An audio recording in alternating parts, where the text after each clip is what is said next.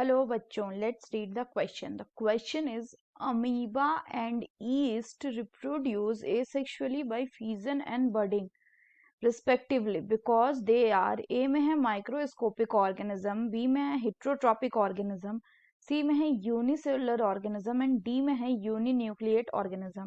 तो आइए देखते हैं हम इसका की कंसेप्ट. तो अगर हम बात करें बच्चों इसके की कंसेप्ट की, तो इसका की कंसेप्ट हो जाएगा asexual reproduction in amoeba and yeast. तो अब अगर हम बात करें तो अमीबा एंड ईस्ट ये दोनों ही कैसे होते हैं? ये दोनों ही आपके यूनिसेलुलर यानी सिंगल सेल ऑर्गेनिजम्स हैं. Single cell organism. और ये दोनों ही कैसे होते हैं? Both of them are microscopic also, यानी सिर्फ माइक्रोस्कोप से ही दिखेंगे, माइक्रोस्कोपिक. लेकिन अमीबा में आपका जो रिप्रोडक्शन होता है उसको कहा जाता है बाइनरी फ्यूजन.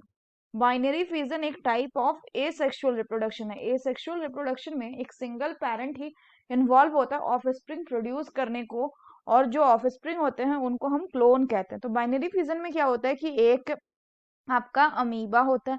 ये अमीबा पहले आपका इसमें शो करेगा न्यूक्लियर डिवीजन. तो यानी आप यहाँ पे पहले इसका ये जो न्यूक्लियस है ये डिवाइड करेगा. एक बार जैसे ही इस न्यूक्लियस का डिवाइड हो जाएगा तब यहाँ पे क्या शो होगा कि यहाँ पे there will be a cytoplasmic division. तो यहाँ पे ये साइटोप्लाज्मिक डिवीजन शो करा और इसके बाद दो इंडिपेंडेंट डॉटर अमीबा क्या है बन जाएंगे. So these are the two daughter amoeba. ये क्या था? This shows the nuclear division and this shows the cytoplasmic division. वहीं अगर हम बात करें ईस्ट की, तो आपका जो ईस्ट होता है ये आपका एक यूनिसेलुलर फंगी है, यूनिसेलुलर फंगी. और इसमें जो टाइप ऑफ रिप्रोडक्शन या एसेक्सुअल रिप्रोडक्शन होता है उसको हम बोलते हैं बडिंग. और बडिंग में क्या होता है कि बडिंग में कोई ऑर्गेनिज्म है, मान लीजिए इस ऑर्गेनिज्म का ये पेरेंट बॉडी, इससे एक स्मॉल आउटग्रोथ निकलता है जिसको हम बड कहते हैं. बाद में ये बड जो है इस पेरेंट बॉडी से डिटैच करके इंडिपेंडेंट लाइफ जीता है. तो अगर हम क्वेश्चन की बात करें तो क्वेश्चन में बोल रहा है कि अमीबा एंड ईस्ट प्रोड्यूस करता है asexually bye fusion and budding से रिस्पेक्टिवली बिकॉज, क्योंकि वो माइक्रोस्कोपिक ऑर्गेनिज्म है, यानी माइक्रोस्कोप से देखते तो दोनों माइक्रोस्कोपिक है, ये सही है. लेकिन क्या माइक्रोस्कोपिक होने के कारण वो एसेक्सुअल रिप्रोडक्शन करते हैं? ऐसा जरूरी नहीं है.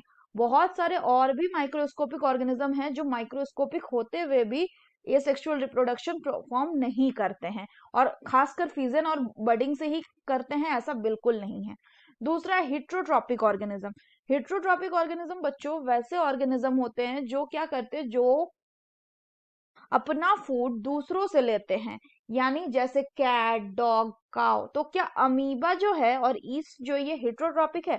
तो अमीबा में ये ऑटोट्रॉपिक नहीं है अमीबा, यानी अमीबा जो है वो अपना खुद का भोजन नहीं बना सकता, इसलिए इनको हम हेट्रोट्रॉपिक बोलते हैं.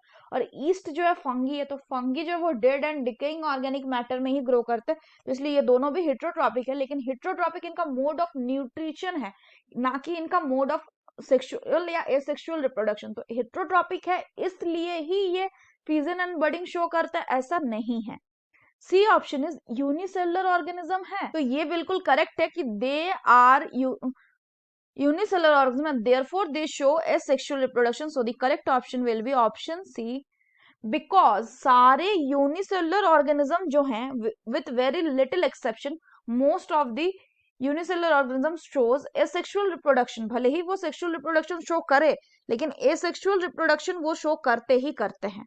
D में है यूनिन्यूक्लिएट ऑर्गेनिज्म है कि क्या इनमें न्यूक्लियस सिंगल होता है? तो यूनिन्यूक्लिएट जो ऑर्गेनिज्म होंगे वो सेक्सुअली रिप्रोड्यूस भी कर सकते हैं, एसेक्सुअली भी रिप्रोड्यूस कर सकते हैं. यानी मोस्ट करेक्ट ऑप्शन सी हो गया, क्योंकि यूनिसेलुलर ऑर्गेनिज्म जो होता है इनमें कैसा होता है, इनमें सिंपल ऑर्गेनाइजेशन होता है, और ये सिंपल ऑर्गेनाइजेशन इनमें फेवर करवाता है कि ये एसेक्सुअल रिप्रोडक्शन परफॉर्म करे। So that's all for the question बच्चों, hope you understood it well, best of luck.